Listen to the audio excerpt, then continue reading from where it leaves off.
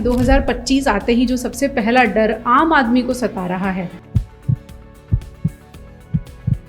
वो है human Meta न्यूमोवायरस, जिसे आम आदमी HMPV बुला रहा है।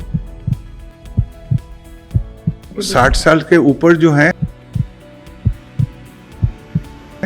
और दोज जिसका एज़मेटिक अटैक है, तो एज़मेटिक अटैक कैन बी वर्स। क्या वाकई इससे डरने की जरूरत है? अगर उसकी पसली चल रही है, उसकी रेस्पिरेटरी रेट बढ़ गया है, then he should be taken to the doctor straight away. India में जो है वो हमारे को ज़्यादा एक्सपोजर है।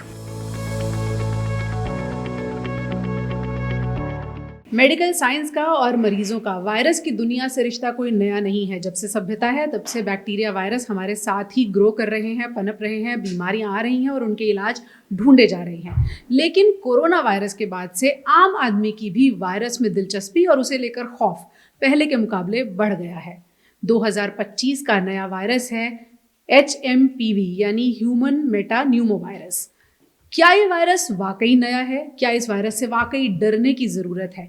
आज आपके मन में जितने भी सवाल और डर हैं उनके समाधान के साथ हम हाजिर हैं। हमारे साथ हैं प्रोफेसर अशोक रतन हैं, जो कि माइक्रोबायोलॉजी की दुनिया में बहुत जाना माना नाम है। एम्स से जुड़े रहे हैं, WHO से जुड़े हुए हैं और फिलहाल रेडक्लिफ लैब्स के साथ एडवाइज़र हैं, मेडिकल और एथिक्स कमेटी से जुड़े हुए हैं।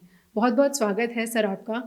सर, जैसा हमने कहा कि 2025 आते ही जो सबसे पहला डर आम आदमी को सता रहा है वो है ह्यूमन मेटा न्यूमोवायरस, जिसे आम आदमी HMPV बुला रहा है। क्या वाकई इससे डरने की ज़रूरत है? Definitely not.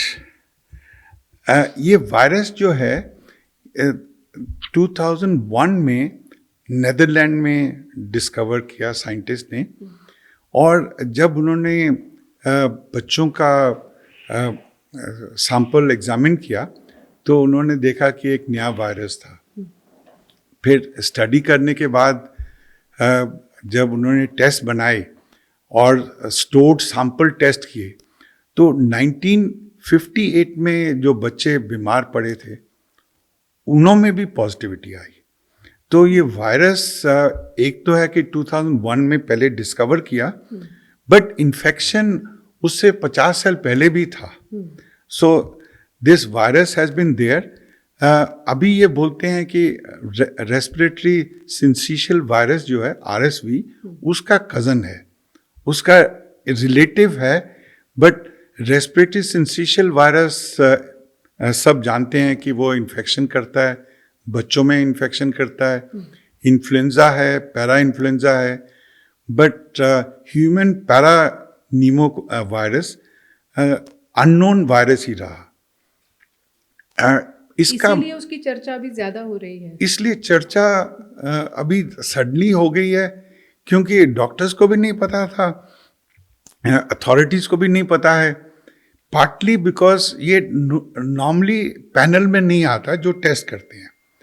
पैनल जब टेस्ट करते हैं इन्फ्लुएंजा के लिए या रेस्पिरेटरी वायरसेस के लिए, उसमें इन्फ्लुएंजा होगा, उसमें हो गया RSV हो गया, पैरा इन्फ्लुएंजा हो गया, कोरोना वायरस आजकल जैसे मान लिया। But human Meta Numa virus का नाम बहुत कम ही आता है। बट प्राइवेट लैब्स तो काफ़ी दिनों से टेस्ट कर रहे हैं। तो प्राइवेट लैब्स जो जैसे पहले टेस्ट होता था, स्ट्रैटेजी होती थी कि आपने सस्पेक्ट किया कि निमोनिया है तो उसके लिए इन्फ्लुएंजा वायरस टेस्ट करेंगे, वो नेगेटिव आएगा तो आप सोचेंगे कि कुछ और होगा तो उसका टेस्ट करेंगे। उसके बाद स्ट्रैटेजी इन्होंने बनाई कि instead of one test at a time we should do syndromic testing. Syndromic testing means you list out क्या क्या पैथोजेंस कॉज कर सकते हैं सेम सिम्टम्स, और उसको एक ही बार में टेस्ट कर दें। इसके लिए हमारे को मल्टीप्लेक्स PCR चाहिए। PCR तो सबने सुना हुआ है, PCR का नाम कोविड में, उससे पहले इन्फ्लुएंजा में किया। मल्टीप्लेक्स PCR मीन्स एक सैंपल से मल्टीपल पैथोजेंस को साइमल्टेनियसली डिटेक्ट कर सकते हैं। तो उसमें Meta Numa virus is included. यानी एक बार में कोरोना है या मलेरिया है या फिर कोई और वायरस है? हाँ, जैसे सिम्टम्स हैं, फॉर एग्जांपल रेस्पिरेटरी में मलेरिया नहीं आएगा, मगर रेस्पिरेटरी में influenza, corona virus, respiratory syncytial virus, फिर बैक्टीरिया भी आ गया, स्ट्रेप्टोकोकस निमोनी हो गया, लिजोनेला निमोफिला हो गया, माइकोप्लाज्मा निमोनी हो गई, सो H1N1 इन्फ्लुएंजा में आ जाएगा. इन्फ्लुएंजा पहले इन्फ्लुएंजा ए किया, बी और सी, ये तीनों हो गए. और अगर इन्फ्लुएंजा हो गया तो फिर उसका H1N1 है या H3N2 है, वो फिर उसके बाद सब टाइप करेंगे. आजकल न्यूज़ में जो आ रहा है that there is also another virus known as highly pathogenic avian influenza, H5N1. But वो ह्यूमन इन्फेक्शंस को अभी बहुत रेयरली कॉज करता है. इस एक्चुअली जो माइग्रेटरी बर्ड्स हैं उसमें H5N1 मिला है, और अभी तक बर्ड से वो काउस तक ट्रांसमिट हो चुका है, और वेरी रेयरली ह्यूमन को भी इन्फेक्शन करेगा तो कंजंक्टिवाइटिस कॉज करता है. अच्छा. सो इट इज बेस्ट कि हम अवॉइड करें. अगर डेड बर्ड्स हैं तो उनके पास नहीं जाएं, अपने डॉग्स को भी नहीं जाने दें, तो हमारे को इन्फेक्शन नहीं होगा. But it is there. Sir, जैसे आपने कहा कि ये वायरस 1958 से है, 2001 में पहचाना गया.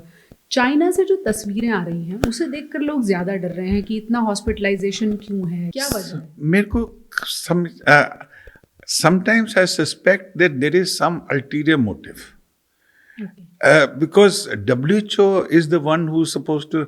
आज भी WHO ने लिखा है, and they have issued a notice saying that there is no abnormal increase in respiratory infections. CDC ने कोई एडवाइजरी नहीं दी है, CNN कुछ नहीं बोल रहा है, WHO कुछ नहीं, एंड BBC भी कुछ नहीं बोल रहा है. तो सडनली जो सोशल मीडिया एक्टिव है वो सस्पिशियस लगता है. या ये भी कह सकते हैं दूध का जला छाछ भी फूंक फूंक के पीता है. कोरोना से लोग इतने डरे हुए हैं कि अगला वायरस सुनते ही डर जाते हैं. ये भी हो सकता है कि, मगर साइंस में प्रोजेक्शन नहीं करने चाहिए कि एक कोविड में ऐसा हुआ तो वो इसमें भी होगा. ये तो वैसे कोरोना में भी नहीं हुआ. यू सी, जैसे पहले 1980 में सार्स आया था सिंगापुर में, आई थिंक 700 और people died, but before people could think of vaccine वो डिसअपियर ही हो गया. देन मिडल ईस्ट में मर्स आया. मर्स अभी भी स्मोल्डरिंग है, ऑफ एंड ऑन सुनते रहते हैं वो, बिकॉज वो कैमल से इन्फेक्शन होता है, मगर वो स्मोल्डरिंग है, उसमें कुछ नहीं हुआ. सडनली कोरोना आया और corona started spreading. So this is unusual, maybe once in a lifetime. So every viral infection will behave similarly once in a lifetime is not possible. At the same time we should be prepared. इसलिए surveillance तो जरूर होना चाहिए. Surveillance में costly surveillance भी कर सकते हैं, जैसे वेस्टर्न कंट्रीज में कंप्लीट सर्विलेंस कर सकते हैं, बट चीप सर्विलेंस भी है कि at least all CMOs can find out कि OPD में, रेस्पिरेटरी OPD में अटेंडेंस बढ़ रही है या नहीं बढ़ रही है. रेस्पिरेटरी OPD में तो सर कॉमन इन्फ्लुएंजा तो बड़े बहुत सारे H1N1 is already there. जैसे कोल्ड आता है, कोल्ड वेव आती है, तो रेस्पिरेटरी इन्फेक्शन थोड़े से तो बढ़ेंगे ही, बट एबनॉर्मली बढ़ रहे हैं या नहीं है, अलार्मिंग बढ़ रहे हैं या नहीं है, वो तो you have to keep an eye, and you also have to have figure of last year and the previous years. So then you compare कि देखिए नवंबर में ऐसा हुआ, दिसंबर में ऐसा हुआ, January is normally colder, so maybe it will be slightly more than that, and then February starts getting warmer, so some of the viruses will disappear or become less, so that there is nothing to be alarmed about. At the same time, it will be foolish to ignore. So once it has come to our notice, then the best is to find out. और इसमें तो preparation क्या करनी चाहिए? Preparation ऐसा है कि adults को ज़्यादा, it is a self limiting infection. Adults में सेल्फ लिमिटिंग इन्फेक्शन है. In children below 5 years of age, it can cause infection, but it doesn't cause too much severity in children. It causes severity, or there is cause of worry in persons over 65 years of age. यानी 5 साल से जो छोटे बच्चे हैं और 60 साल से ऊपर के 60 साल के ऊपर जो हैं, और दोज जिसका एजमेटिक अटैक है, तो asthmatic attack can be worse. जिसका COPD है, they can have some more difficulty. And अगर प्री एग्जिस्टिंग हार्ट कंडीशंस हैं, so they need to be careful. their quality of life might suffer, so they should take extra precautions. चाहे वो किसी भी उम्र के हों. हाँ, अगर प्रिडिक्शन अगर ये ट्रबल है, तो it can, then the virus can cause trouble, so that it is not a harmless virus. At the same time, it's not a virus that we should be scared of. And we have diagnostic test, but इसके लिए कोई specific treatment नहीं है और कोई vaccine नहीं है. दो एस्ट्राजेनेका ने एक फेज 2 में RSV के साथ वैक्सीन ट्राई कर रहे हैं कि RSV के लिए तो वैक्सीन बना ली उन्होंने. एंड RSV का ज़्यादातर करते थे, हम लोग सोचते थे कि ये चिल्ड्रन में खाली होता है, but it is affecting in adults also. और लास्ट ईयर तक तो बोल रहे थे कि इन्फ्लुएंजा, कोविड एंड RSV ये ट्राई एपिडेमिक है. And now you can add that human paranemovirus also. But it is not causing a pandemic. It's not causing any epidemic. So sometimes we play with words, but I think unnecessary, we should not be scared. Ji.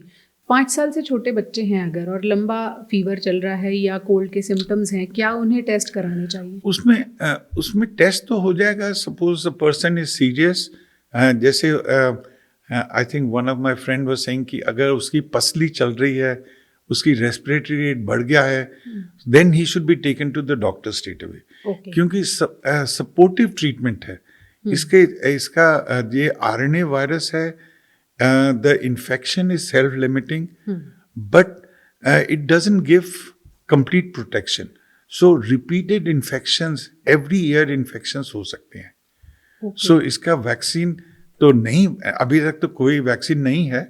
But as I said, AstraZeneca has got something in phase 2, and it might still take a few years before it comes. But at this moment, it is symptomatic treatment. And normally it is not a fatal infection. So इसके लिए डरने की कोई बात नहीं है, but ignore करने की भी कोई बात नहीं है. किस तरह के टेस्ट अवेलेबल हैं? टेस्ट जो है वो इसको डिटेक्ट करने के लिए पहले तो उन्होंने टेस्ट का, पहले our predecessors used to use eggs, hence egg to isolate या cell culture. But because there is risk of infection, इसलिए वो बोलते हैं कि these things should be done in BSL 3 labs. Best diagnostic test है multiplex PCR. Multiplex के समय किया जाता है. मल्टीप्लेक्स PCR कोविड के अभी भी, उससे पहले भी चल रहा था. मल्टीप्लेक्स PCR तो काफ़ी सालों से कर रहे हैं, and many private labs do it. It is costly, that is why it's not done too frequently. But suppose a person is getting admission in ICU where the cost is high, then the cost of the test is only a fraction. And the information, it will tell you whether there's any virus, और वो अच्छी तरह बता देगा, fast बता देगा. मेटानीमो virus भी बताएगा, whether it is influenza, whether it is the RSV, whether it's Mycoplasma pneumoniae. And our lab does these tests routinely. So many of the private labs do the test. I think microbiologists एक mistake करते हैं. वो है कि report खाली patient को report या patient के डॉक्टर को रिपोर्ट देते हैं. जो डॉक्टर है, they take 2 types of decisions. वो टारगेटेड ट्रीटमेंट देते हैं. ये वायरस मिला, इसका ये इलाज, इसका ये. बट उससे पहले the moment they see a patient, they have to start empiric treatment. That in the past, what were the isolated and what is circulating? If that information microbiologists collate and make it available to their target the doctors who use their services, then the doctors would be able to take informed decisions. And this will help them in taking decisions based on what is circulating in their area and do better empiric treatment. Otherwise, at the moment, they listen to some podcast or they attend some conferences or they read some papers and then decide कि इसमें ये करना चाहिए. But I think a microbiologist would do a good service to the society and to their doctors if, besides giving the final report, which will help in targeted treatment, they should also collate the information. मरीज के लिहाज से कितने दिन के fever के बाद test के बारे में सोचा जाना चाहिए? क्योंकि बहुत सारे वायरस के केस में कहते हैं कि आप 5 दिन इंतजार कीजिए फिर टेस्ट कराइए. देखिए, जैसे आजकल है कि 3 दिन तो वैसे लग जाते हैं जी. उसके साथ आपको देखना चाहिए कि क्या अकम्पनिंग फीवर क्या है. फीवर के साथ कफ आ रहा है, ब्रेथलेसनेस हो रहा है. तो अगर ब्रेथलेसनेस हो रहा है तो जल्दी आना चाहिए. अगर कफ हो रहा है, साथ में रनिंग नोज है, तो रेस्पिरेटरी इन्फेक्शन है. Then it depends on severity. So उसमें you cannot give a rule of thumb depending upon severity. कई लोग टॉलरेट करते हैं, कई हैं कि थोड़ा सा इन्फेक्शन हो तो जल्दी भाग जाते हैं. Others tolerate more. But yes, you should see कि अगर इफ इट इज अनकंफर्टेबल तो डॉक्टर को जाके it's better to go to a doctor. Doctor will help you prevent worsening and take care of treatment. Self medication नहीं करना चाहिए. Self medication करने से नुकसान ही होगा और डायग्नोसिस डिले हो जाती है. बिल्कुल सही बात है. जैसे आपने कहा, क्या ये माना जाए कि जैसे जैसे सर्दियां कम होंगी वैसे वैसे इस वायरस का भी जो डर है वो कम हो जाएगा? हाँ, नॉर्मली यही है कि टेंडेंसी ऐसा ही है कि जब तक कोल्ड होगा, बिकॉज ये जो म्यूकस मेम्ब्रेन है वो ड्राई हो जाती है, तो अपने आप सेल्फ क्लीनिंग नहीं होती है. एज ए कॉन्सिक्वेंस इन्फेक्शंस जो हैं वो ज़्यादा. And I think we are more closer together. छुट्टियाँ भी होती हैं, we are meeting more persons.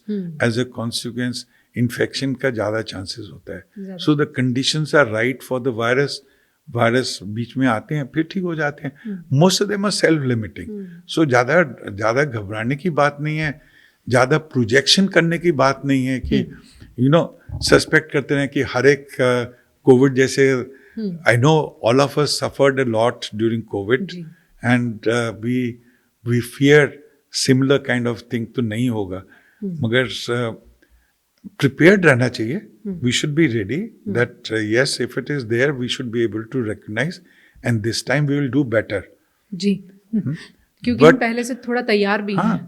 क्योंकि अभी and we know कि how much disruption it can cause. चीन को लेकर कुछ मेडिकल एक्सपर्ट्स ये भी अजम्पशन लगा रहे हैं कि इम्यूनिटी डेट है जिसको अब रीपे कर रहा है चाइना. वहाँ बहुत समय तक लंबे रिस्ट्रिक्शंस रहे. उसे आप चीन के कॉन्टेक्स्ट में कैसे देखते हैं और भारत के कॉन्टेक्स्ट में कैसे देखते हैं? मैं वो एडिटोरियल पढ़ा and I felt that scientist should talk on science and on facts. ये प्रोजेक्शंस फिलोसोफर्स को छोड़ देना चाहिए. फैक्ट्स हैं तो naturally, see, if there is something, we also work with hypothesis. But hypothesis then must be tested and we should act on it. If you feel that there is immunodeficiency or immunodebt, then there should be something to boost the immunity. And maybe here Ayurveda can play a role और कुछ और भी योगा भी कर सकते हैं. So उसमें सब try कर. बिकॉज अगर आपको कोई सस्पिशन है तो उसका ट्रीटमेंट भी साथ में होना चाहिए. कुछ ट्रायल जरूर करने चाहिए. खाली एडिटोरियल लिखने के लिए साइंटिस्ट को ये शोभा नहीं देता है। जी, एक और फिलोसॉफिकल ऐसा ही थॉट आया था कि कोविड के समय में भारत ने लड़ाई इसलिए बेहतर लड़ी क्योंकि हमारी इम्यूनिटी बाकी देशों के मुकाबले बेहतर रही। तो क्या वो इम्यूनिटी इस वायरस से लड़ने में भी काम आएगी? इंडिया में जो है वो हमारे को ज़्यादा एक्सपोजर है। जी, some of these things have been mutated और it has क्योंकि हमारे को एक्सपोजर ज़्यादा मिलता है तो as a consequence our reaction is better. If a white man comes and he has malaria, he would have very severe infection. While हमारे को बार बार मलेरिया होता है तो थोड़ा सा इम्यूनिटी बन जाती है। जी, So that is because our environment is bad and our air is not as good as their air. हमारे को थोड़ी सी टॉलरेंस ज़्यादा है। जो अभी हम देख रहे हैं, जो ऑफ लेट पिछले कुछ सालों में भारत में भी और ग्लोबली भी वायरस को लेकर बीमारियां भी ज़्यादा बढ़ी हैं, वायरस ज़्यादा बढ़े हैं, तो क्या भारतीयों को वायरसेस को लेकर अपने बचाव पर ज़्यादा काम करना चाहिए? हाँ, देखिए ऐसा है कि आई थिंक हमारी अंडरस्टैंडिंग बढ़ गई है बिकॉज अभी हमारे पास मेथड्स हैं जो डिटेक्ट कर सकते हैं। पहले खाली डिसमिस करते थे कि ये वायरल इन्फेक्शन है। Now we can say influenza है या आरएसवी है। Now we can also say मेटानीमो virus है या माइकोप्लाज्मा निमोनिया है। हमारे रिजल्ट में दिखा कि अगर मेटानीमो वायरस तो 5 निकले 2 महीने में 25 माइकोप्लाज्मा निमोनी थे। So I guess there are many viruses, many bacteria which are transient. तो वो होते रहते हैं। होते रहते हैं। हाँ, so that is part of the parcel. And now that we can detect, so we can say, पहले डिटेक्ट नहीं कर सकते थे, so then we could not comment. जी, इसलिए बैक्टीरिया पहले ज्यादा होते थे।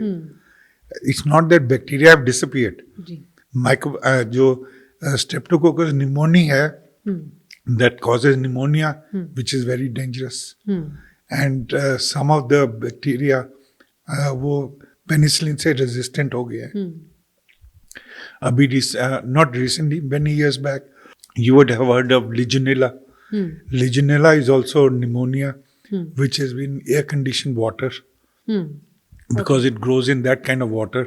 जो air-conditioned rooms है, उसमें pneumonia can be there. And that is cured by not beta lactams, जो normal antibiotics है, but by by macrolides. तो जिसको macrolide दिया, जैसे erythromycin, clarithromycin दिया, वो बच गए, बाकी नहीं बचे जो हुआ। एम्स ने कुछ साल पहले एक स्टडी की सर कार्डियोलॉजी डिपार्टमेंट में, जिसमें उन्होंने ये देखा कि अगर आप हेलो करने की जगह नमस्ते करते हैं तो बहुत सारी समस्याओं का हल कर लेते हैं। तो जनरल हाइजीन प्रैक्टिस क्या होनी चाहिए कि वायरसेस से बचाव हो इंडिया के कॉन्टेक्स्ट में जहाँ वैसी आबादी बहुत ज़्यादा है? सी हैंड वॉशिंग तो बहुत इम्पोर्टेंट है। जैसे हम हॉस्पिटल इन्फेक्शन की बात करते हैं तो उसमें बार एवरीबडी थिंक्स कि कोई सोफिस्टिकेटेड इंस्ट्रूमेंट आना चाहिए जिससे हॉस्पिटल इन्फेक्शन बंद होगा। But many places they have said that there are 3 things you should do. It's hand washing and hand washing. So and I am surprised कि there is no surgeon, no physician, no doctor, no nurse, no health care worker who doesn't know hand washing, मगर करते नहीं है। सो जब जानते हैं कि हैंड वॉशिंग बहुत इंपॉर्टेंट है, and WHO has said there are five opportunities where you should use, but compliance 40% से ज्यादा नहीं आती है जी। So that actually means that behavior को चेंज करना है। आम लोगों के लिए आप क्या सलाह देंगे? Hand washing is one. Hand washing, distance रखिए, नमस्ते कीजिए rather than shake hands, because that will decrease the transmission. Wear mask in case you are having respiratory features. If you are sick, stay at home. I would request HR that they should encourage that students, their employees to stay at home and work rather than be sick and still come to work. Because virus I आप think- फैलाएंगे फिर. So this will be a good practice, and agar HR is sympathetic, I know now everybody is agreed कि you can work equally well from home. So आप अपना contribution कीजिए, but अगर आप बीमार हैं तो घर में रहिए. This is no sincerity of work that you have to come to work when you're sick. But take precautions, don't crowd around too much, जी. and wash your hands. Be regular in behavior. In Korea as well as in Japan, you find that anybody who has a cold is wearing mask in public. So mask will protect you. If this becomes a common habit, then chances of respiratory infections will decrease. जी. Mask को लेकर भी लोगों के मन में बहुत सवाल होते हैं कि N95 या N99 नहीं पहना तो कोई फायदा नहीं है. जो ऑर्डिनरी गॉज मास्क है, जब तक ड्राई है तब तक वो फिल्टर करता है. अगर वेट हो जाएगा तो उसका फिल्टरिंग प्रॉपर्टी कम हो जाएगी. तो जब तक ड्राई है तो आप यूज कीजिए. उसके बाद और यूज तभी कीजिए जब यू आर इन, अगर किसी के साथ में है. आप अकेले रूम में बैठे हुए हैं तो यूज करने की कोई फायदा नहीं है. Only when you are in public तो आप यूज कीजिए. when you are far away, then keep it in your pocket. And inside the room ventilation अच्छा रहेगा तो then it will be good. But normally nowadays everything is air conditioned. So air conditioned, then the filters should be well taken care of. Air condition virus को फैलाने में मदद करते हैं. Air condition अगर फिल्टर साफ है तो ठीक है. अगर फिल्टर नहीं है तो फिर तो बैक्टीरिया उधर ग्रो करेगा ज्यादा. Bacteria more than virus it is bacteria. क्योंकि virus actually is a parasite outside the human body. It can not multiply. Okay. Because it has either DNA or it has RNA. It doesn't have both. So it has to get into the cell to utilize our RNA or DNA, whatever it is missing, to make their proteins and to grow. So outside it's a dead structure. Okay. So we can clean it up so that it doesn't have a chance to jump onto us. And that is why environment should be kept clean. Even soap and water will clean it, but नहीं तो कुछ mild antiseptic लगा के साफ कर सकते हैं. Hand को तो antiseptic लगा. As they say, soap and water will take you 2 minutes, while antiseptics will take 20 seconds. So if you are doing it very frequently, unless hands अगर dirty नहीं है, अगर clean है, तो आप फिर एंटीसेप्टिक से साफ कीजिए. 20 सेकंड लीजिए, 5 ml अपने हैंड में डालिए और उसको रब कर दिए अच्छी तरह. इन 20 सेकंड्स बैक्टीरिया और वायरस मर जाएंगे. So then it's fine. Okay. HMPV को लेकर दवाएं हैं, वैक्सीन हैं, उनकी जरूरत है नहीं है क्या? नहीं, ये सेल्फ लिमिटिंग डिजीज है. सेल्फ लिमिटिंग डिजीज है कि अगर माइल्ड इन्फेक्शन, वैसे ही माइल्ड इन्फेक्शन करता है. अगर जब ज़्यादा सिवियरिटी हो जाएगा तो देन जो साइड इफ़ेक्ट्स होंगे उसमें आप करेंगे. क्योंकि ये इन्फ्लामेशन कर सकता है, लंग का इन्फ्लामेशन कर सकता है, एजमा को थोड़ा वर्स कर सकता है. तो वो फिर एजमेटिक का ट्रीटमेंट हो जाएगा. But otherwise for human metapneumo virus you don't have to worry. You just have to have normal paracetamol. If there's fever, paracetamol will do. Otherwise, some cough syrup will do. And a person would be self-limiting. 2 या 4 दिन में आदमी ठीक हो जाएगा. जैसे कि seasonal flu के लिए ट्रीटमेंट होता है, कुछ उसी तरह से एहतियात बरतना बहुत ज़्यादा ज़रूरी है. चीन को लेकर जो डेटा हाल ही में WHO ने शेयर किया है वो ये बता रहा है कि वहाँ जो मामले हैं उनमें से 30% से ज़्यादा मामले तो सीजनल फ्लू के ही हैं. अभी HMPV को लेकर वहाँ भी उतना शोर है नहीं जितना इंटरनेट और सोशल मीडिया की दुनिया दिखा रही है. HMPV की अगर इंडिया में बात करें तो फिलहाल हम ये कह सकते हैं डरने की कोई बात नहीं है. हाँ, हमारे तो 2 to 4% जहाँ टेस्ट करते हैं जहाँ टेस्ट नहीं करते हैं उसका तो नहीं बोल सकते, बट जहाँ टेस्ट कर रहे हैं हम लोग, तो हमारा तो वी गॉट 2 महीने में 5 आइसोलेट्स आए। तो उसमें कोई घबराने, और 200 में से तो दैट मीन्स परसेंटेज तो 2.5% है। सो देयर इज नॉट, इसमें घबराने की कोई बात नहीं है, बट यस मॉनिटर जरूर करना चाहिए। अगर इंक्रीज करेगा तो कुछ आगे सोचेंगे, but otherwise there is nothing to worry. जैसे कहा जा रहा है एक इंसान से दूसरे इंसान में फैलता है, फिर अचानक आ जाता है एयरबॉर्न है, तो थोड़ा सा डरने की जरूरत है। HMPV के मामले में आप क्या देखते हैं? उसमें इन्होंने कोई एपिडेमिक कहीं हुआ नहीं है।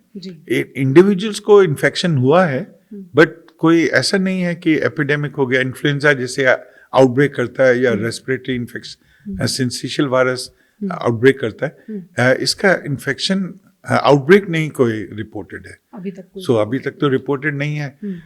And in the west of course they have done sequencing, they have done everything, so you would have reports from there, but there's no report of any outbreak. बिल्कुल, और स्वास्थ्य मंत्रालय ने भी साफ किया है कि भारत के लिए भी ये वायरस कोई नया नहीं है। पहले भी ऐसे मामले रिपोर्ट हो चुके हैं। कोरोना ने हमें जो साफ सफाई के तरीके हैं और बचाव के तरीके हैं वो सिखाए हैं, उन्हें फिर से एक बार याद करने और अपनाने की ज़रूरत है। और आज की तारीख में तो HMPV डराने वाली चीज़ नहीं है, एक दिलचस्प और नया विषय ज़रूर है आम लोगों की चर्चा के लिए। इसे साधारण बुखार की तरह समझ सकते हैं जब तक कि मामला सीरियस ना हो जाए, और हम मानेंगे ज़्यादातर केसेस में सीरियस नहीं होगा। Nothing to worry. तो सुरक्षित रहिए, और फिलहाल हम इस पॉडकास्ट को इसी अभिवादन के साथ ख़त्म करेंगे, क्योंकि वायरस से बचने का एक तरीका ये भी है कि नमस्ते कीजिए। नमस्कार।